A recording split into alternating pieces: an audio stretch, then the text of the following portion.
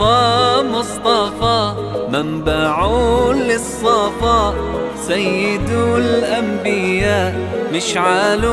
في الوفاء، كان في عطفه لليتامى دفا، حن قلبي له فاض شوقا إليه، ليس أرجو سوى شربة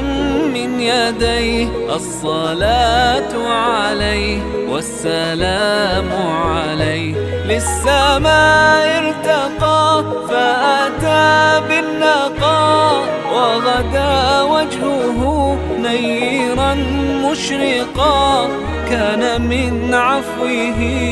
حين حان اللقاء، قال فلتذهبوا أنتم الطلقاء. مصطفى مصطفى